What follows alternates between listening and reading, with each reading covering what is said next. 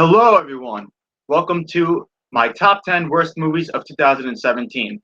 My name is Diego Coya. I run a channel here on YouTube that consists of a lot of podcasts, but today we're going to be doing something a little different. A couple days ago, I uploaded my top 10 best movies of 2017, and today I'm going to be talking about my top 10 worst movies of 2017. Like I said in my other video, 2017 was a great year for movies. There was a lot of films that I loved. However, there are some films that I saw and I suffered through them. So I'm going to talk about them right now. So a couple of things before I eventually get into the list. One thing is that I have not seen every movie 2017. There are a couple of films that have received a lot of bad reviews and I've heard awful things about. But some of the films I missed out on either because I had a busy schedule or two, I just decided not to see them. So if there are some movies that you think should be on this list, more than likely it's either I just haven't seen them or, I just find these movies worse. And also keep this in mind. If there are any movies on this list that you like, that is totally fine. That's okay that you like any of these movies. Don't feel bad that you do. If you like any of these movies, that's more power to you. I'm glad you saw something that I didn't see. For me, I suffered through these movies like crazy. So I'm going to talk about them and all that kind of stuff. And before we get started, I do have my list of dishonorable mentions. So these are movies that I thought sucked, but just didn't make the list. So I have 5 dishonorable mentions. My dishonorable mentions are Death Note, Monster Trucks, Unforgettable, King Arthur, Legend of the Sword, and The Boss Baby. Terrible movies, but I think there are 10 movies that are even worse. So with that being said, let's get started on my top 10 worst movies of 2017. All right. Number 10. My number 10 is the first R-rated comedy on the list, and I promise you it will not be the last R-rated comedy on the list. My number 10 is Baywatch. Baywatch is based off a very popular TV show of the same name, and let me just say this right now. I have not seen a single episode of that show, so I'm going to talk about the movie as a movie. As a movie, the movie is terrible. This movie stars The Rock and Zac Efron. What I will say is that The Rock and Zac Efron are trying their best. And I could see those two in another comedy that if it had better writing and better jokes, then that particular movie would be funny because they do have some sort of good chemistry. The problem is the writing in this movie is really terrible.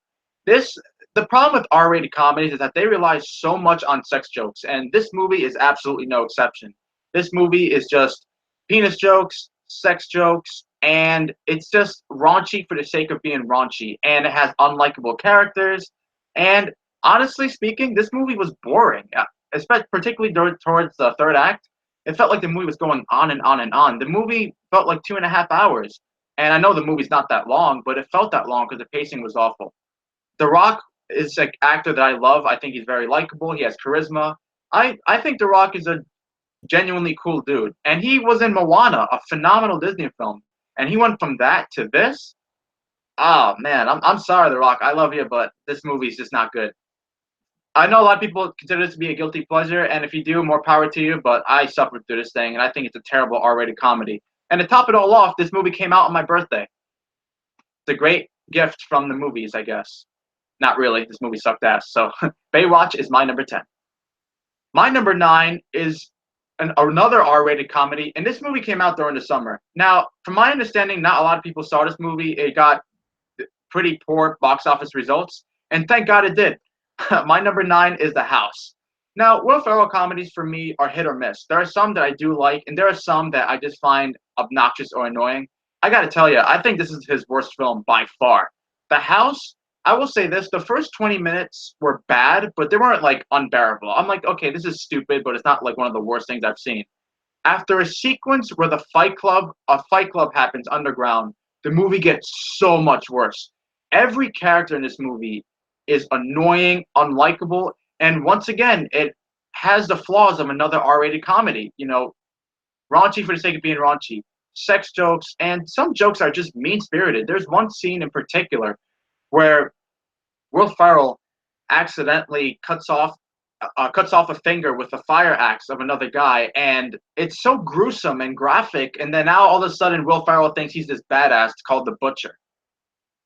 I mean, really? And the guy, Pam from Dirty Grandpa is in this movie, and I will say he was worse in Dirty Grandpa, but in this movie he was still really annoying. And like I said, It's another R-rated comedy that just doesn't work, and it's not funny either. When Jeremy Renner shows up, I mean, there's a cameo, and I'm gonna spoil the movie because if you haven't seen it, don't see it, please. The way he dies is one of the stupidest things I ever seen in my life. That's all I'm gonna say. Yeah, The House is a terrible comedy, one of the worst movies of 2017. It is my number 9. My number 8. Okay, number 8. Once again, another R-rated comedy. But the thing is, okay, I know there are going to be people who have this like as the worst of the year, or perhaps even the top 3. I know a lot of people who hate this movie, and I hate this movie too. It's my number 8. That is Fist Fight. Fist Fight. My God, I mean, what is there to say about this besides the fact that this movie did not take place on planet Earth? What I mean by that, I mean that everything that happened in this movie would never happen in real life. I mean, the amount of scenarios and craziness that happens in this movie, it just wouldn't happen. Just nothing would ever happen. And it's just Charlie Day, Ice Cube. I do think they're talented, but in this movie, they are terrible. They're not good at all. The the premise is just stupid, and like it's an hour and a half, another 90-minute comedy, but it just feels like it takes forever because the pacing is awful. Jillian Bell, she did not have a good year this year, and I'll get to her in a little bit. But this movie particularly, she plays a teacher who brags about being a pedophile, and she wants to fuck one of her students. That's like the whole gag. And then Tracy Morgan, who wants to have sex with students' parents all the time. It also has a lot of things, has a lot of flaws in terms of just overusing sex jokes. And it's not that I find sex jokes offensive, but I feel like a lot of these R-rated comedies, that's their only thing. And then after a while, it just gets repetitive, it gets old, and it just doesn't work anymore. And the worst scene of the movie, I gotta tell you, it's a talent show scene. Now, people on Facebook were sharing it as like one of the funniest scenes that they ever seen in a movie. Are you kidding me? That scene was retarded. I lost IQ points during that scene. Oh my God. Yeah, Fist Fight is my number 8. Why is it not higher? Truth be told, there's 7 movies that just pissed me off more. So Fist Fight is my number 8. Number 7, another R-rated comedy. Wow, look at that. Rough Night. Rough Night is an all female cast comedy that has Scarlett Johansson, Jillian Bell, Kate McKinnon, and 2 other women who were just fucking annoying in this movie. No one's good in this movie, okay? This is yet another example of just sex jokes upon sex jokes, and the premise is ridiculous. There's unnecessarily slow motion scenes that don't add anything to the movie. They just make the movie longer, and you're just wondering, how is this even funny in the slightest? And again, the jokes are deplorable. They're mean spirited. Scarlett Johansson, listen, you're beautiful. You're talented. I love you. What are you doing? Why? Why are you in this movie? My God, this movie was just terrible. This movie did not get a single laugh from me. This movie, once again, was 2 hours long, but it felt like it was longer than Return of the King because the pacing was so bad and these characters are so unlikable. And it does that. One of my biggest pet peeves in movies is when there's a character who's so unlikable and so annoying, but they make you feel sympathy for her at the end when you shouldn't. This movie does that. Yeah, that cliche thing, and yeah, this movie just sucks ass. I mean, people complain Bad Moms is bad. I'm sorry, Rough Night makes Bad Moms look like The Hangover. I'm not even joking. The first Hangover, because the second and third one suck, but first one's great. So yeah, Rough Night makes Bad Moms look like the first Hangover. I'll clarify that. So yeah, Rough Night is my number 7. Another comedy that just sucks. Number 6. Okay, we're not talking about another R-rated comedy, thank God, but we are talking about a movie that was unintentionally hilarious, and that was The Bye Bye Man. The Bye Bye Man, to me, is one of the worst horror films I have seen in years. Now, I will say this, there are some scenes that made me laugh very hard. One scene in particular, there's one woman who gets hit by a train. Oh my God, the way she gets hit is one of the funniest things I've ever seen. It is comedic gold. But that's not a positive, though. I mean, yes, laughing is a very positive thing and stuff, but that's actually a very big negative towards the movie because this is supposed to be a horror film that is supposed to be very serious, but you're just laughing at how bad it is. And that's actually, if you think about it, that's not a good thing at all. This movie is so. This movie doesn't bother to explain to you the origin of the Bye Bye Man. Nothing in this movie is explained properly. The acting, what acting? This acting is worse than porn acting. I'm not even joking. The acting was so bad. There's one scene in particular where these actors are just arguing, and I'm like, This is cringeworthy. Oh my god, like there's better acting in a fifth grade play. Not even joking. And this movie has a twist that doesn't even make sense. Like it tries to be clever, but then when that twist happens, it's such a big plot hole, and then the whole movie doesn't make sense. And not to mention the ending is like a sequel bait, and I'm like, no, no, no one wants to see the sequel. Okay, no one wanted to see this movie in the first place. The first red flag was the title, The Bye Bye Man. That's one of the worst titles I ever heard. And the movie was so painfully boring, and some parts, while they're funny, some parts are just cringeworthy. And Carrie Ann Moss wasted completely. I don't know what she was doing this, yeah, for a paycheck, because I have no idea. Yeah, The Bye Bye Man was just an awful horror film. Don't see it. I mean, it's one of those movies you'll see on Netflix. It's like straight to Netflix, and you're like, yeah, no thanks, I'll pass. But this movie got theatrical release by the miracle of God. So yeah, Bye Bye Man is my number 6. Number 5, we are in the top 5, ladies and gentlemen. My number 5 is part of a franchise. Well, there's two movies that I just gave it away. My number 5 is 50 Shades Darker.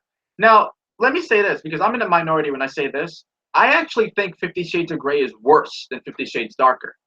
I do think 50 Shades Darker is a slight improvement over the first one, but that's like saying that 10 pile of shit is worse than that 5 foot pile of shit. At the end of the day, still a pile of shit. I really don't get why people like these movies. This movie has a fan base, and look, let's cut this shit. All right, I am not the demographic for this movie. Okay, I get that. I understand it. I am not. This movie's not made for me. I get it, but you know what?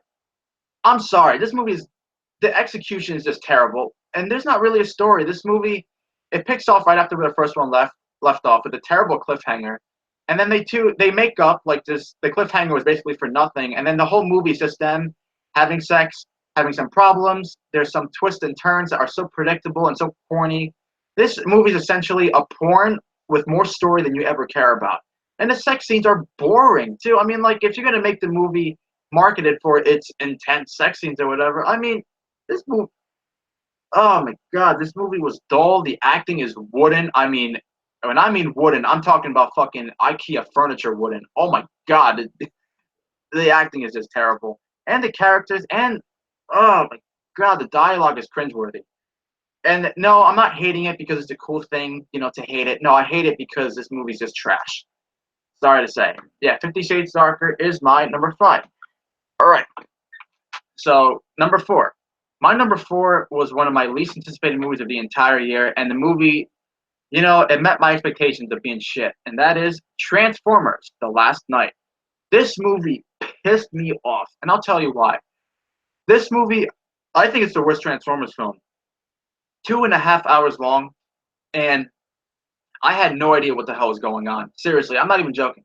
The first hour, okay, I was an hour and 3 minutes in the movie, and I had no idea what the movie was about. I had to go on IMDb and look up the plot synopsis because I had no idea what the movie was about. It was so unnecessarily convoluted, and this movie is boring. Oh my god, this movie bored me to tears.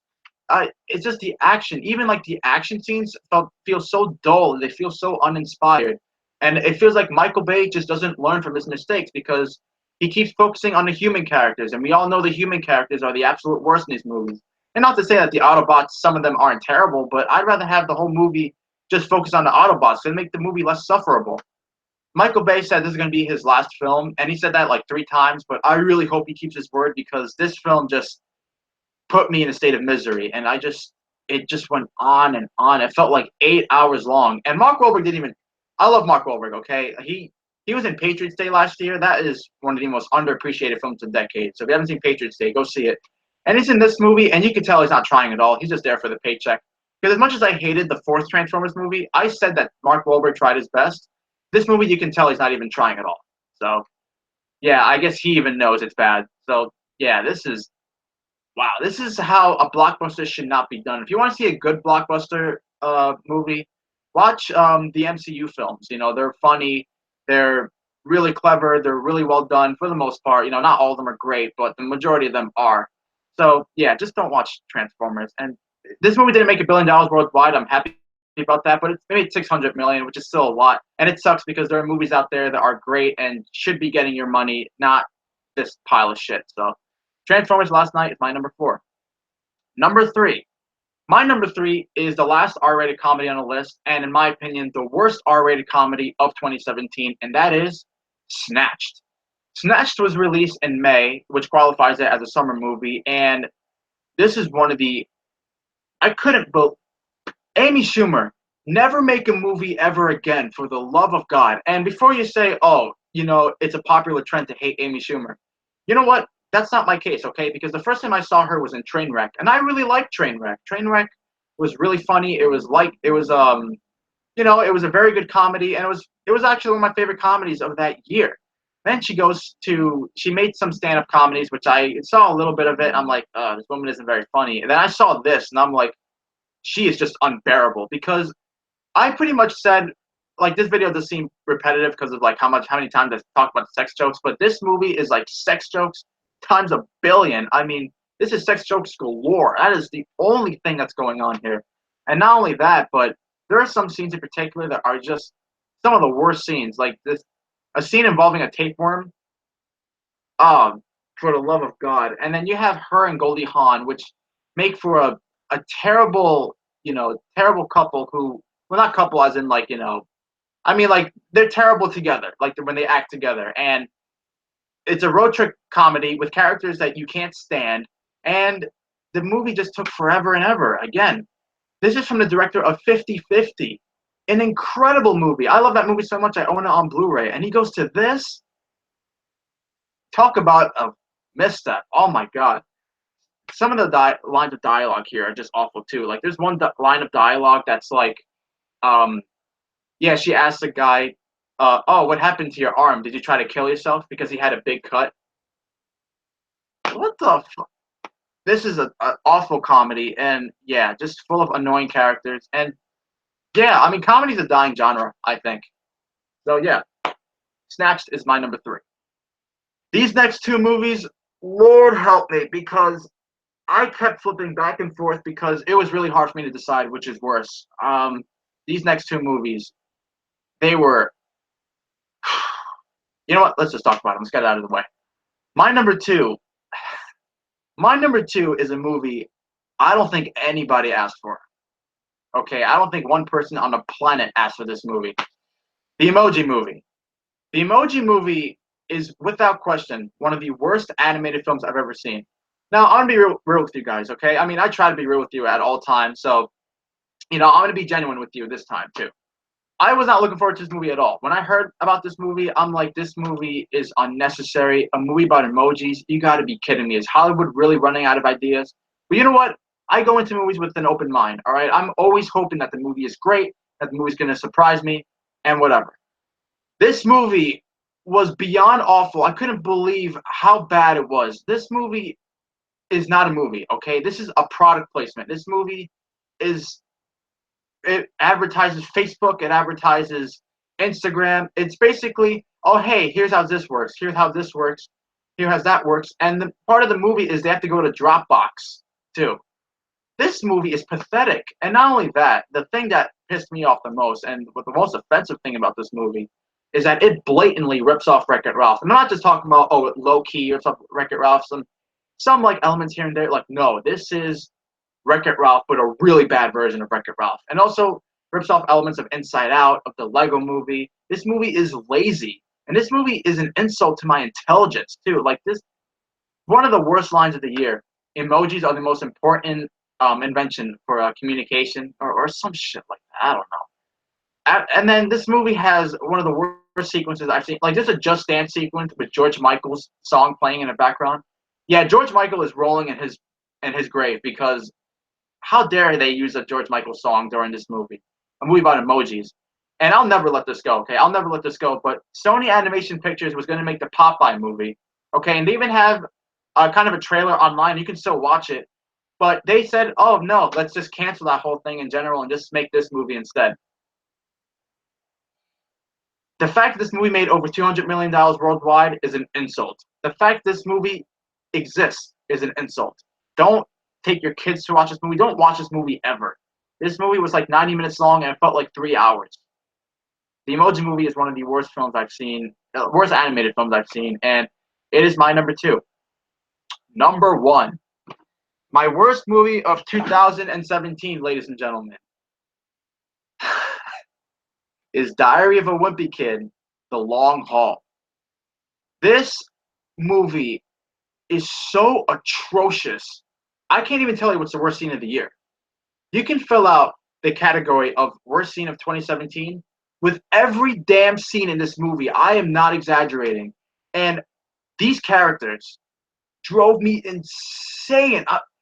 I wanted these characters to get in a car crash and die. Because if that had happened, it would have been my favorite movie of the year. I'm not even joking. So many scenes in this movie. Like Fist Fight, this movie did not take place on planet Earth. What I mean by that? I mean that every damn thing that happened in this movie would never happen in real life. I mean, what is this? What is this movie? I mean, people complain that the first three movies are bad. This movie makes the first three look like The Godfather in comparison.